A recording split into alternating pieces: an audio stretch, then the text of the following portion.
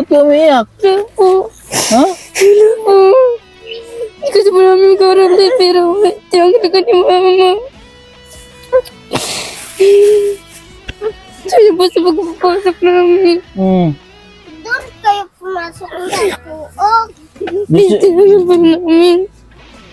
gusto niya pa mag-aral. Opo. Pero tiyang ka ni mama. Bakit kasi umalis kayo doon si mama mo? Hindi, gusto po sumunod kay ate.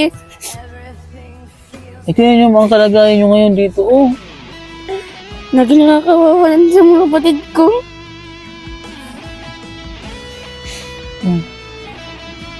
Asan si mama nyo? Nandun po, nag-uuling.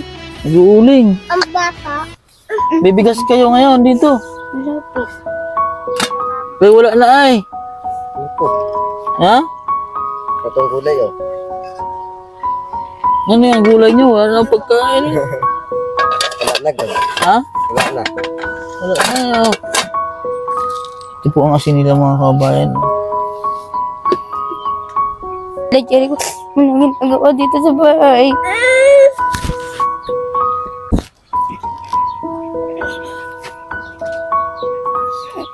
Wala silang magagawa sa bahay. Lagi ako. Yung sa amin ko lang. Ako palagi ka.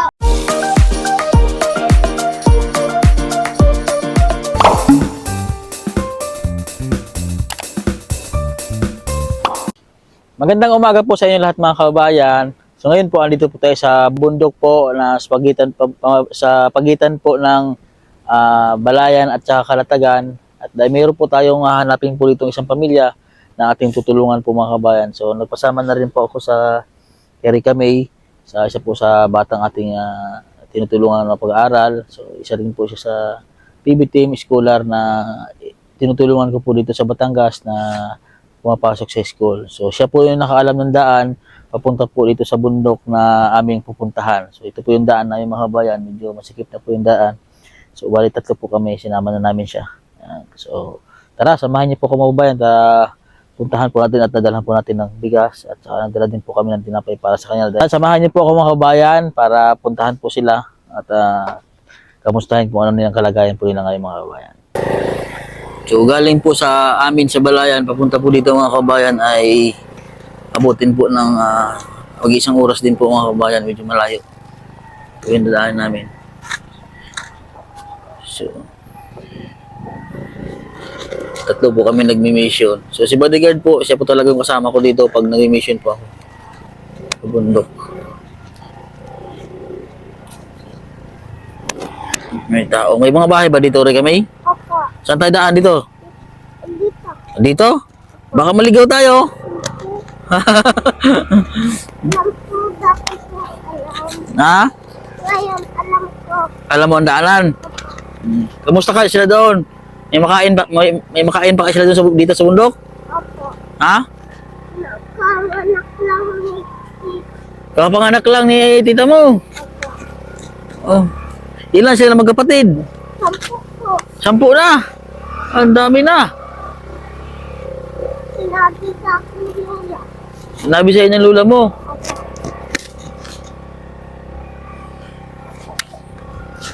Kumustahin po natin sila. Sila Marjorie. Sir, Oh, nagpasa ako, sir. nakapasa ka. Oh, very good. Anong grade mo na? Ano po? Grade 3 ka na. Oh, very good. Magaling, aral mabuti ha. So grade 10 na po sila mga kababayan. Dati po ay kinder, pinaral ko po sila ng kinder. So ngayon, ilang years na pala, 4 years na sila mga kababayan na tinutulungan ko. So sila din po ay na-vlog din po ni Ninong, ni Sir Paul. Na-vlog po namin sila noon. So maliliit pa yung mga ito, maliliit pa sila. Pero ngayon, so malaki na, mag-grade 3 na daw siya. So may good news po siya sa akin mga kababayan. Ano daw siya, grade 3 na siya, nakapasa daw siya. Aral ka mabuti ha. Para sa future mo yan. Si Jan po, bagsak po. Si Jan, hindi nakapasa. Opo. Bakit hindi nakapasa si Jan? Hindi kapasok po. Hindi nag-aaral. Sabihan mo, turuan mo si Jan para siya ay makapasa. Saan tayo dito? Opo. Palagi ako nandun po Diyan. Yan po. Ang tayo. Medyo mahirap po yung daan mga kabayan eh. Malambot yung daanan. Yung gawa po ng alikabok. Mahirap yung daanan. Hindi kami ano. Natalon-talon ng ating ano eh. Ang ating sasakyan eh. Ang ating big bike na maliit eh. Ano bang nangyari kay Tito Aye mo? Na-stroke man daw. Ang tao. Hindi na makapagtrabaho. Hindi. Sino nagpapakain sa kanila? Saan tayo? Dito. Dito? Dito sa gilid. Ha? Dito pa ang tayo. Paahon tayo dyan. Yari tayo. Makakaahon kaya tayo dyan. Sigurong kunti. Paano to siya itong kakakahon to? Babae. At hindi kaya. Ito siya ng bigas. Oh, medyo mahirap yung daan. Sige. Ang hirap yung daan eh. Oops. Oh, yun si Rico. Oh. Rico. Oh, babae ko may. May hawakan mo may. Yan. Yung baka, nahabol ba yung baka?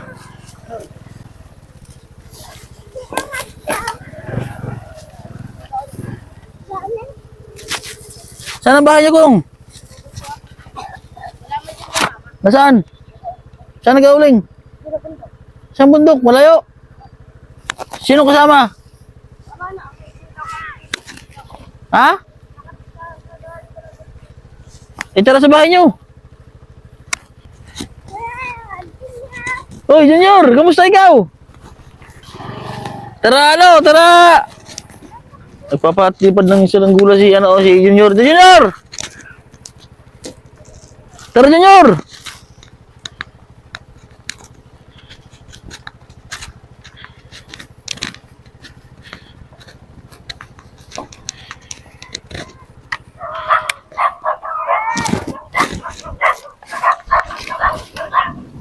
Saan si mama mo? Nasa bahay niyo? Ha? Malayo ba yung ulingan niyo? Malayo yung ulingan ni mama mo?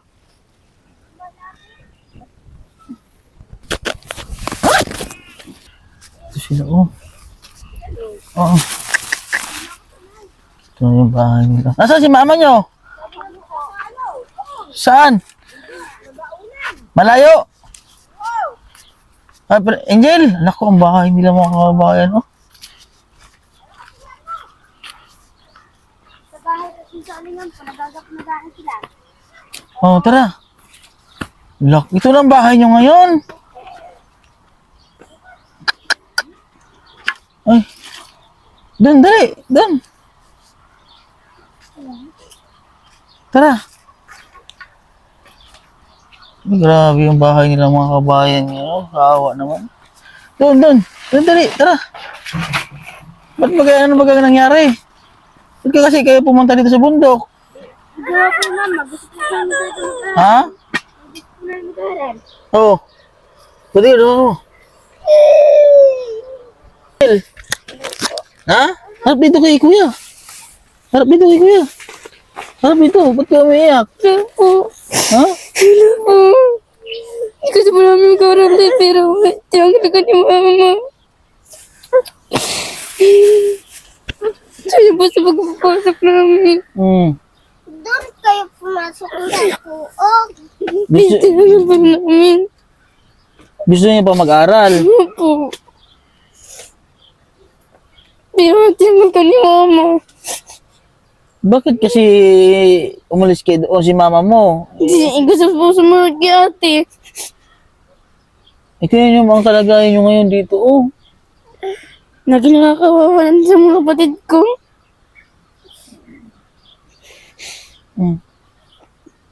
Asan si mama nyo? Nandun po nag-uuling. Nag-uuling. Ang bata. Bibigas kayo ngayon dito. Wala po. Wala kayong bigas. Anong kinakain nyo nandito ngayon?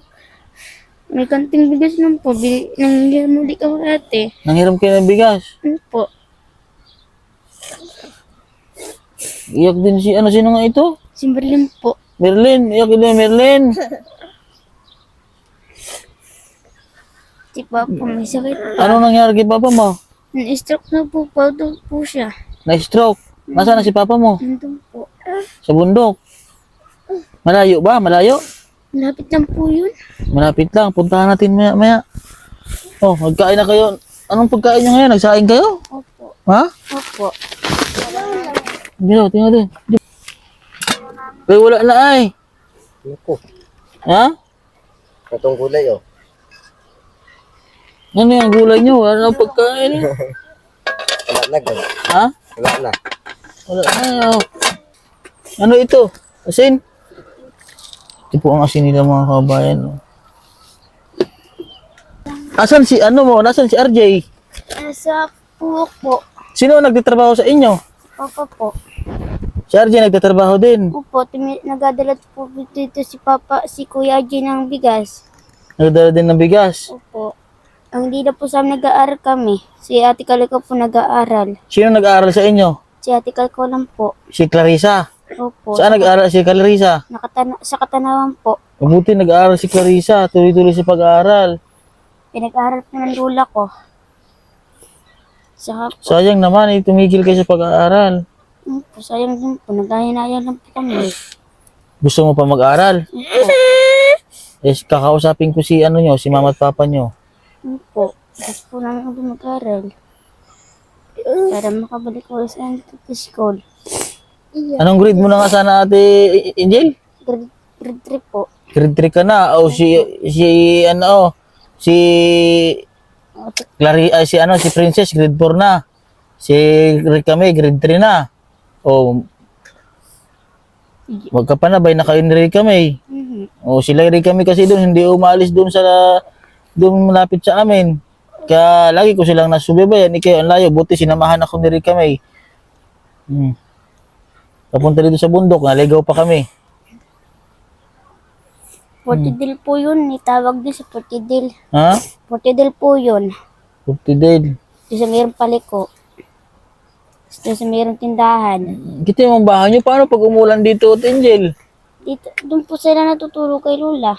Tumatakbo kayo doon pag naulan. Hindi po. Pag malakas ang hangin. Hindi po bumabagyo eh. Hindi pa bumabagyo. Kayo, kain mo na kayo. Oh.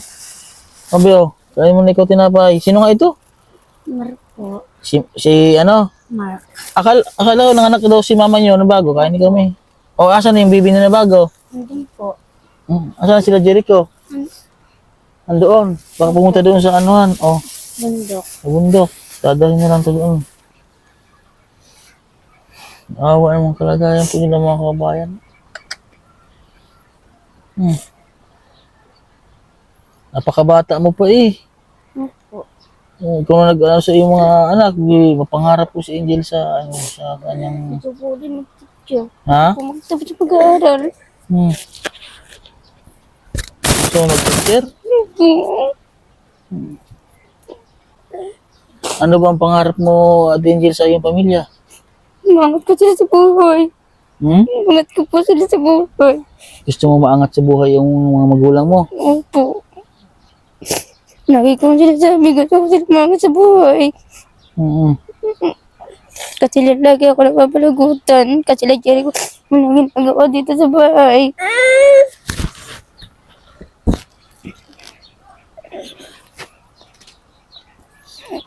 Wala silang magagawa sa bahay. Lagi ako. Yung sa amin ko lang, ako palaging kautusan doon. Si daw sa ano na. Sa kalumpit. Si Coulson daw Gusto mo pagawa ng bahay ang mama mo? Ang papa mo? Opo. Eh, may sakit pa si Papa. papa mo. Nakakalakad ba siya maayos? Hindi po. Ba't kasi bumalik kayo sa bundok? Eh, ganda na lang ngayon yun. Nag-aaral kayo doon eh. Opo. Dumadam sila kay ate. Bakit pumunta pa dito sa bundok? Bumalik kayo dito sa bundok. Hindi ko po alam kay Papa. Kay Mama, nagyaya ni Papa. Dahil natitigil daw kami sa school. Nagtigil na kayo sa school. Gusto tuloy-tuloy na kayo mag-aral. O, ngayon, tigil kayo. Ano po? Si RJ, natigil din sa pag-aaral si RJ. Opo. Dahil mas pinili niyang Magapak. magtrabaho para makatulong sa inyo dahil na-stroke si papa mo. Tagal na po yan eh. Ano pa yan? Yung pumasko. Pamasko. Hmm. Pangarap niya po kasi maging teacher, si Angel. So ngayon po, anong nangyari, ay umalis po doon sila sa Balayan, doon po, malapit din po sa amin, medyo malapit sa amin. So sila po mga kababayan, ay natulungan na po namin nila sir po, nila Ninong noong year 2021 po, o 2022 ata po yun. Natulungan namin. So ito po siyang pamilya na ito. Isa po ito sa iniwan po sa akin dito ni Ninong, ni Pugong Biyahero sa Batangas na amin tinulungan dati. Sila po ay PB team scholar po, sila magkapatid. So yung mga time na yun, yung pag-vlog po namin sa kanila, ay papunta po sa Davao na si Sir Paul, si Ninong noon. So iniwan po sila sa akin na asikasuhin ko sila mga bata. So kinuhaan ko po sila ng birth certificate mga kababayan. Meron na po silang birth certificate, nag-aaral na po sila. Pinagawan ko rin po sila ng bahay noon. So andyan po yung bahay nila, pinagawa ko po sila ng bahay, may bahay po sila. Ngayon, yung nangyari po sa bahay po nila, yung nagkautang-utang po yung kanyang papa, tapos hindi po nabayaran, bali yun po yung pinangbayad po sa kanilang utang, yung kanilang bahay na pinagawa po ng mga sponsor po natin. So ngayon po, bumalik po siya dito sa bundok. So yun, nagsabi po sa akin, itong mga batang ito, sila Ricame, na gano'n na nga po yung nangyayari sa kanila. Yung kanilang papa po ay na-stroke, hindi na po makapagtrabaho ng maayos. Tapos napatigil na po sa pag-aaral itong mga batang ito. So hindi ko po sila monthly na pupuntahan na nadadala ng bigas dahil siyempre po medyo naglaylo po ako sa kanila dahil sa mga nangyari po na yung nabalitaan ko, yung bahay pinangbayad sa utang, tapos napatigil po sa pag-aaral. So ngayon po ay naisip-isip ko tuwing gabi na pag ako natulog, kumusta na kaya yun sila. Kaya ngayon, so talagang pagbalik ko dito sa Batangas, galing Davao, isa po talaga sa target ko na puntahan, sila po ang pamilyang ito. So, ganito na po pala sila. Tapos ito si Angel, gustong-gusto po makapag-aral. Gusto niya po daw ihawon sa kahirapan yung kanyang mga magulang. So ngayon po, kakausapin po natin yung kanyang mama at papa. Pupuntahan po natin sa ulingan, nag-uuling po daw para kung baka next year ay makapasok po ulit. Sana po din mga kabayan, sa mga kapanood po ito sa ating mga sponsor, sana po mayroon pong makatulong po sa kanila sa pag-aaral po para tuloy-tuloy po sa pag-aaral kung makapagpasok po sila sa susunod na taon, para sana po mayroon pong mag-sponsor po sa kanilang mga kabayan na makapatuloy po sa pag-aaral dahil yung sponsor po nito yung mga kabayan nila ay medyo nagtampo. Kaya dahil tumigil sila sa pag-aaral, so si ma'am po, so yun, sana po meron pong bagong makapanood po rito na sponsor po natin na patuloy sila sa pag-aaral sa sunod po na taon. Ha? Para pag kagataon na kayo ay may magtulong sa pag-aaral niyo ulit, mag-aaral kayo ulit, Opo. ha? Opo. Balik kayo doon? Opo. Opo. Ang hirap ng kalagayan niyo dito. O, kita niyo yung bahay niyo? Angel? Lagi pong, tapos lagi laging, tumisan na kami gagawa sa bahay. Tumisan nagawas naman. Buti nakakapagtrabaho pa si papa mo. Opo, inahawakan niya yung isang kamay niya. Nakakapag pa siya, nakakatulong pa si papa mo Opo. sa pag-uuling. Opo. Pero yun sa paggagapak ng tubo, hindi niya nakaya. Hindi niya po. Sino ang ng kahoy? Si mama mo? Si Papa din po, sa silang dalawa mama. Silang dalawa. Opo. Hmm. Kami naghahabit kami mga bata. Ikaw ang nagbabantay sa mga kapatid mo. Opo. Timisa si Kuya Jericho, timisa sila Kuya Girad. Kami lahat. Tumutulong kami. Para makaano lang doon.